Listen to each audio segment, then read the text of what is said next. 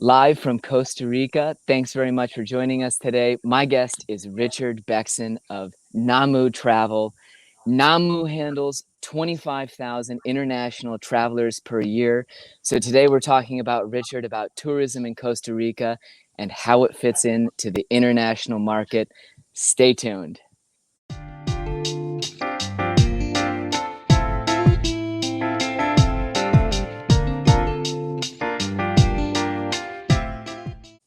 Greetings from Costa Rica, folks. My name is Matt Rosensteel. Thank you very much for joining me today. My guest is Richard Bexon. Richard is an investor in Namu Travel, a principal in the company that sends 25,000 visitors abroad every year. Thanks very much for joining me, Richard. Thanks for having me. It's this is my second podcast ever. So I actually being on a podcast. Usually I'm the one doing them. So yeah. Yeah, absolutely. Richard's doing Costa Rica real estate and investing channel. Check it out. I actually was on his podcast. We're doing a flip flop here today. He was kind enough to join me on my channel, and I'm very interested to ask him specifically, as a principal in an international travel company that's sending people to travelers on luxury vacations everywhere in Central America, all the way down to Colombia. I want to know how Costa Rica fits in as an international travel destination and what Richard and his company, Namu Travel, are now seeing as Costa Rica emerges from the pandemic. Without further ado, we'll get started picking Richard's brain here. First of all, give us a quick overview of you, your company, and what you guys do. Well, the Namu Travel Group, just so you know, we custom design luxury vacations throughout Central America. So we're in every country from Belize all the way to Colombia. We've been doing this for over 20 years. But really what we try to do is get an idea of the client's kind of travel personality. So we have travel consultants based throughout Central America. So when you actually speak to us, you're speaking to someone in Costa Rica or someone in Belize or someone in Panama or in Colombia. And they use their local expert knowledge, because one of the tough jobs that they have is they have to go to the hotels, do all the tours, eat all the meals. You know, it's a tough job, but somebody's got to do it. I don't get to do that, but yeah, they do. I'm sorry to hear that. No, and that's an important distinction, because there are companies out there that are really just flying by the seat of their pants and referring people, selling vacations and sort of. I recently handled somebody who had booked travel through a different company. I had never heard of them before. They had gotten to their rental property and were finding out that it seemed like there was no local knowledge backing up their itinerary. So it's great to hear that you're doing direct on the ground work and actually having people that are monitoring these experiences. Yeah, I mean, we take it very personally and also professionally. So I mean, it's again, we didn't become this big and probably the largest luxury provider in Central America, by kind of flying by the seat of our pants. I always joke we're a sales and marketing and technology company. We just happen to be in travel. We could be in anything. So, but we love being in travel, and I always say we get people at their best when they're on vacation. So. Absolutely. That's one of the biggest I love about my job, because handling in clients coming down to Costa Rica to look at real estate are generally in a great mood and ecstatic about life. So you're dealing with day-to-day people who are happy about their circumstances, and that can make all the difference in the world for running a business. I'm sure that 2020 was a brutal year for your company. Talk to us about numbers. What happened to luxury international travel in Costa Rica in 2020? What's happening so far in 2021? Where are we going after this pandemic, or rather in the next phase of what's going on in the world? Sure. I mean, it was kind of, it was like getting punched in the face by Mike Tyson back there in March 2020. In the film Hangover. I mean, 2019 was going spectacular. We were having our best year ever. 2020, January, February. I mean, we were setting all-time records within the business. We were hiring, we were investing. And then, of course, everybody knows 2020, Costa Rica shut its borders. And we basically went into the cancellation and refund business, as we said. We refunded over $2 million back to clients. it was interesting because we had a decision to make, because some of our because we prepay all of our vacations to our hotels, for clients that to arrive, so that all the reservations are in their name, they're prepaid. So when it actually came time to kind of canceling vacations or refunding, we had a choice to make. Do we give clients money back, or do we follow our cancellation policy and be like, look, I'm sorry, I'm not. Some hotels here in Costa Rican providers took that policy, and others didn't. And yeah, so you were left in a tight situation where you'd prepaid hotels. Clients now want a full refund because of a black swan COVID event, Yep. and And so we basically, again, we have millions of dollars that we paid out in March for vacations to arrive in March. Those clients weren't arriving. A lot of the providers weren't, refunding the money, or didn't have the money to refund, or were so scared and stuck that they didn't know what to do. And we completely understood it. We completely understood it. But yeah, I mean, we were just like, look, we've been in this business for over 20 years. This reputation that we've built up, thousands and thousands and thousands of reviews. 25% of our business is repeat and referral. Can disappear like that. Yeah, if you don't handle this right. Exactly. So we were just like, you know what? What would we do? What would we want us to do if we were a client of ours? And we were like, well, we want to refund us back the money. So we did. And we refunded millions and millions of dollars back to providers. To clients, and then had to go and basically we're in the debt collection business of then getting it back from the providers.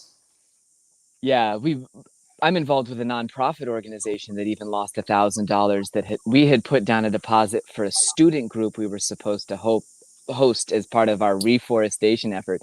Yep. The hotel said, no, we can't give you a refund on your $1,000. And we suddenly had 0 student groups and gave a full refund, or at least a little, so everyone was drastically affected by that. I know that lots of businesses who aren't as professionally run, smaller property management companies, for example, were in a dire cash flow position where they're operating month to month with a lot of income that's actually for future rentals, and they had never planned for 100% cancellation of an upcoming high season month like April last year. So congratulations for making it through that. You at least... Thank you. Yeah, you look. I was a lot younger. I was like, if we'd have done this last year, I'd have looked a lot younger. I have a lot more gray hair, a lot more stress, and I've never worked so hard for less. But yeah.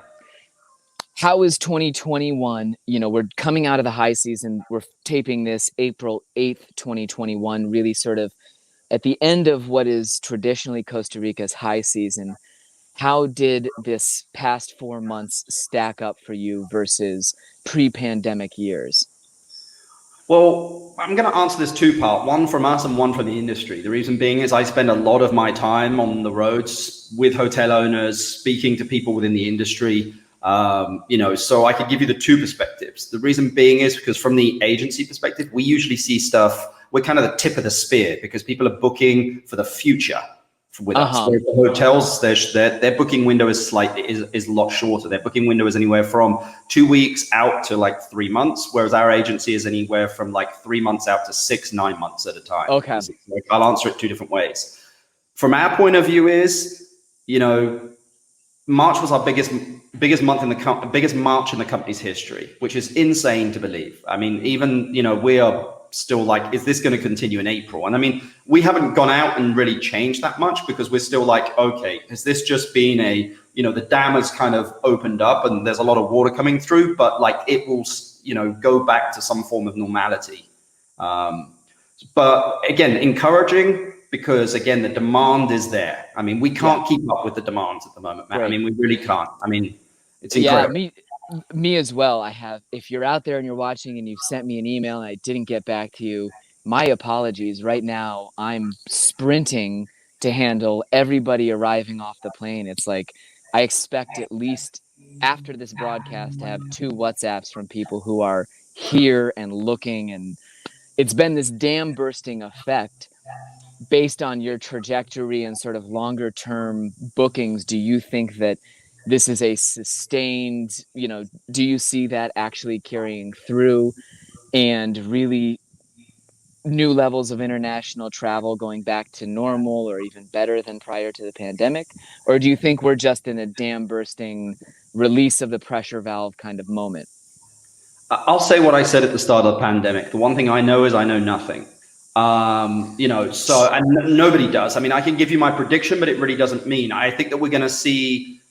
My gut says I think that Costa Rica is well positioned. I think it's going to come out there stronger. How quickly it takes to get back to like 3.2 million tourists arriving that was in 2019 is going to be dependent on flights. But Yep. logically, what I'm saying is this: the airlines have all these planes sitting there. They need to basically get planes in the air because they need bums on seats, planes on air in order for them to get cash flow to repay some of these debts that they have. Yep. Which countries are currently open and allowing people from the States? Mexico, Costa Rica. So I'm even seeing more demand for Costa Rica. There are more flights coming for Costa Rica. So I think Costa Rica is going to be very well positioned. What do I think it's going to compare like to 2019? I think it's probably going to take us maybe a year or two to get back to those numbers. But I think Costa Rica will be bigger than it was before. We saw it in 08 and 09 in 2010. Yep. And I think we'll see it similarly.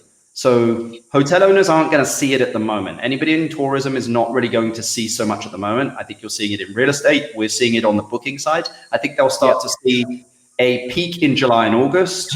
And then I think they'll start to see it from like November, December next year onwards. We will have a high season next year that I'm sure of, meaning hotels this year are probably 30, 40. I know some hotels are at 50, 60%, but it's more the luxury end that's doing very well because those people have money and they've never had so much of it.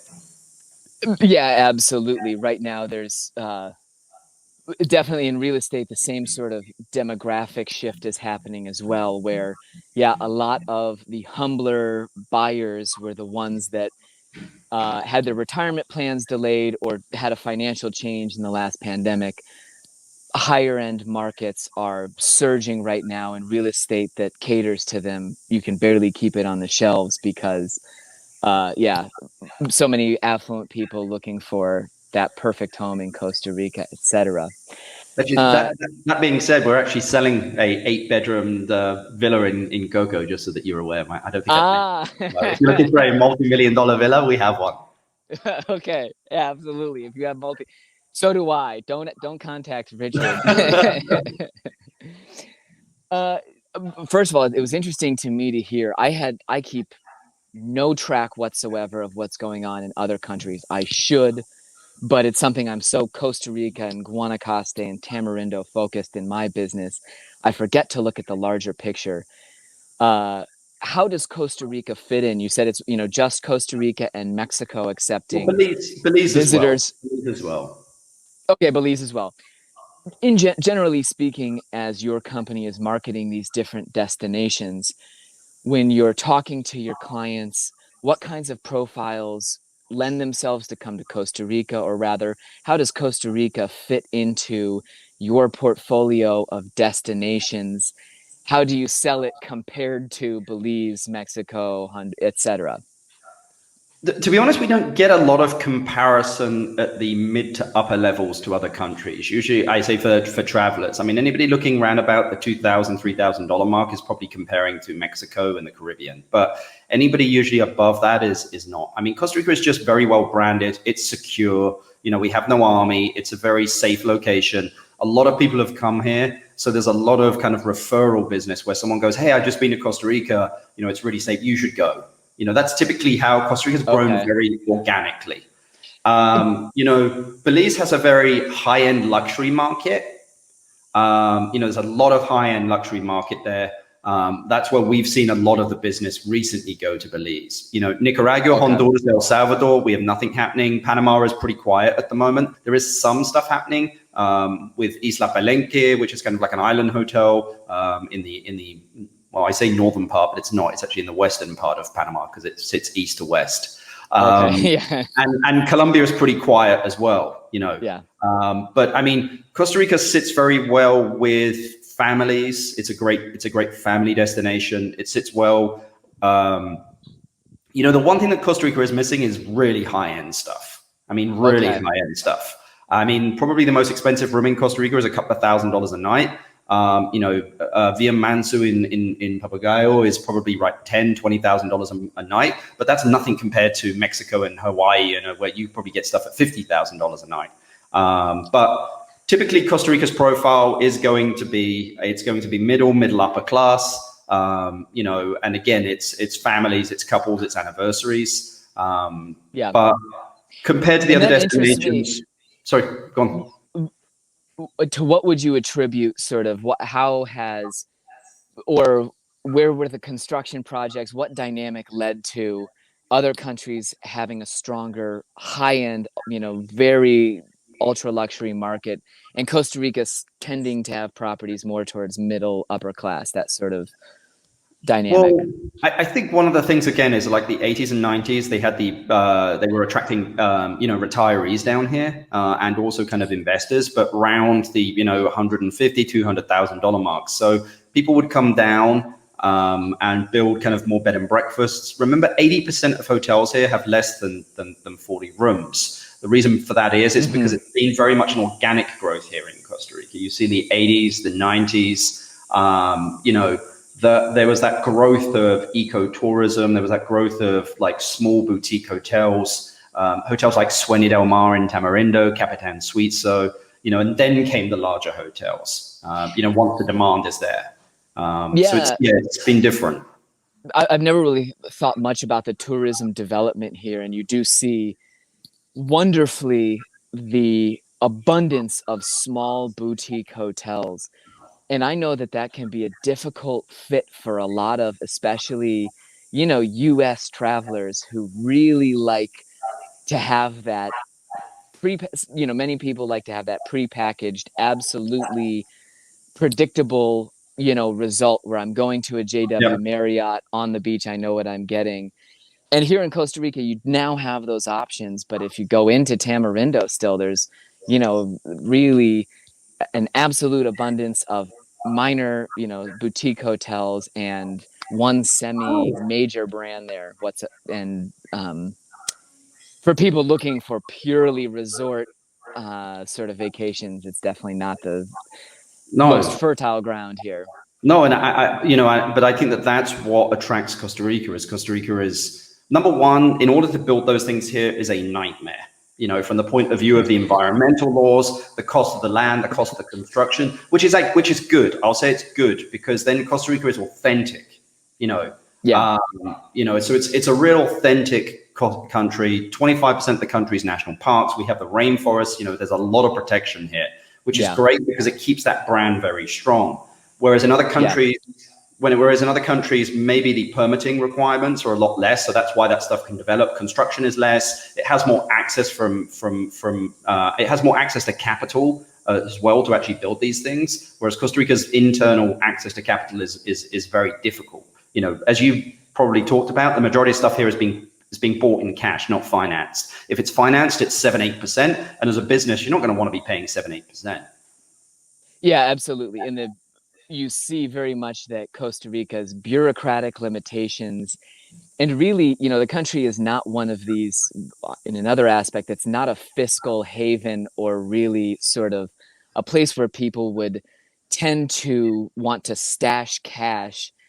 Very much the government has a strong relationship with the US government, Canadian, etc. They're not an ideal place, a haven for money to just build something easily overnight and get an investment where a company needs to get some cash into Central America, etc. You see how long the Flamingo Marina project has taken. I meet realtors who have lived in Flamingo their whole lives waiting for that project. And perhaps in other countries where there's a more cooperative government, and not that the Costa Rica government is uncooperative, but like you're saying, it's extremely protective of its natural resources. And they've never really had that boom, or rather, just absolute unfettered development where they sort of let things loose and, just encouraged it as fast as possible. But even the people here in Costa Rica would not allow that either. I mean, they're very proud. They're very protective of their country. I mean, I remember when the Rio was being built, a lot of people were upset. I mean, I just don't think you're going to see tons of large resorts moving into Costa Rica. I think what you're going to see is you will see more kind of 40, 50 room hotels, more luxury end, which is really, again, that's the DNA of Costa Rica. And I think that we really need to stick with that DNA because it's what makes us attractive and also different to other countries. Meaning if you want large resorts, all-inclusive beachfront, go to Mexico. You know, we have them here, but it's a different experience. It's authentic, you see, so. Yeah, absolutely. People can do that beachfront on a pristine beach, all-inclusive resort Anywhere, anywhere in the world. Yeah. anywhere. Come to Costa Rica and enjoy some of the really amazing, yeah, corners and niches that we have that are much different. I agree. Yeah. In general, how do people, reviewing their experience afterwards? You said we get a lot of return traffic, a lot of referrals coming to Costa Rica. Is there something that stands out about the feedback you get once people have been here compared to other countries? The people.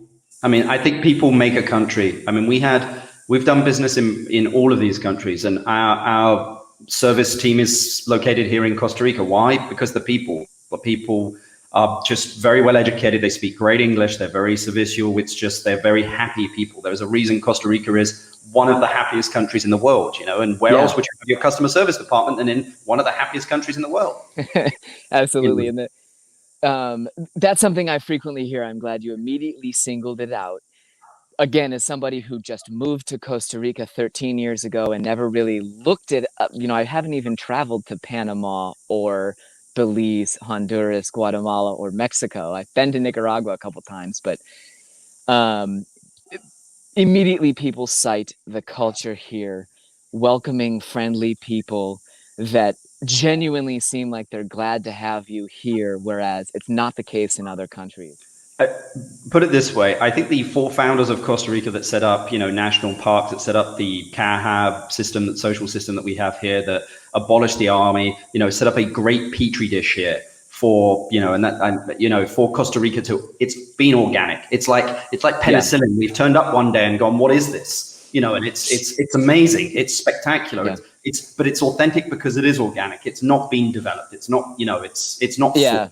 What sorts of shifts in the tourism market, if people are considering investing in a property focused on return on investment, or even just moving cash to Central America to diversify their portfolio, what sorts of structural changes do you see now that we're moving out of the pandemic? How has your business changed forever, or how should investors really think about destination properties, going forward? Aside from the, getting the test and making sure that the logistics are set up for travel. Sure. Yeah, it's interesting because I had a conversation with a gentleman named Hans Pfister. Hans is the president of Cayuga, which runs some of the, most, I would say, iconic branded hotels here in Costa Rica. Mm-hmm. We were talking about investment in hotels the other day on the podcast. And I mean, I think that, there are two different things here. There's one, I want to buy kind of a vacation rental as a wealth storage. I think anybody looking for return on investment it's not going to be easy unless you're going to run it yourself. I think everybody just needs to be clear of that, of like, look, if you're coming down here and you're going to buy a property that you want to use for a couple of weeks a year and have it there and be like, look, I want to make money with it. Unless you're going to sit there on the property and actually do everything yourself, you're not going to make money. The thing here is because, okay, there's thousands of these properties, but like, how do they market? They will market on Airbnb, etc. So anyone can do that. The barrier to entry is less. So anyone can get on Airbnb and put their property there, and then there's price wars, and then it's a race to the bottom. So I think really the expectation is this. Look, it's a wealth preservation play, meaning that, like, again, money in the States is being printed like it's going out of fashion. The real estate market is booming. What goes up must come down, at some point. So it is going to come down. When? Who knows? It's just, when others are greedy, be fearful. When others are fearful, be greedy, as Warren Buffett said. So, everyone's greedy at the moment, so be fearful. Correct. No, I was just going to say, getting back to your original point of like investing in Costa Rica, look, if you want something you've really got to decide are you an investor or are you coming down? Is it a lifestyle investment, which I call it, which is, it's a wealth preservation play. You're going to see basically steady increase in the appreciation of the asset over a couple of years, but it's not going to be these big swings up or swings down. It's possible. It could happen if you find the right location. You know, if Yeah. you find the Nosada or the Oviedo or Dominicao before it happens, and that probably will. We discussed that the other day in the areas that it could be seen. Because again, these other petri dishes are being created at the moment, Yeah, along absolutely. those lines. But overriding, I think your initial statement about earning money in Costa Rica was absolutely true. And if you've heard me say this to you in a meeting, here's Richard, who's got even more experience in rentals than I do. Costa Rica, you can't just easily earn money putting your property on Airbnb and hoping for the best. You can pay your Uh, bills. You can pay you your can bills. absolutely pay your It's really the bills. question here is you can make money, but you need to start a business, or you're going to go into property management. So now you're in a new business. But if you don't have the time to do that, just pay your bills is enough. Yep. Absolutely. No, I very much appreciate that insight and everything you shared about Costa Rica as an international travel destination. Again, Richard is one of the principals of Namu Travel Group. They send 25,000 about people abroad from Mexico down to Colombia every year. Richard, thanks very much for joining me today. If you want to get in touch with him, we'll get some contact information if you're looking for a perfect luxury travel experience in Costa Rica or Belize or Mexico, and going forward, other locations that'll accept U.S. visitors. Thanks very much for joining me today, Richard. It's been Appreciate a it. pleasure. It's been a pleasure. Thank you.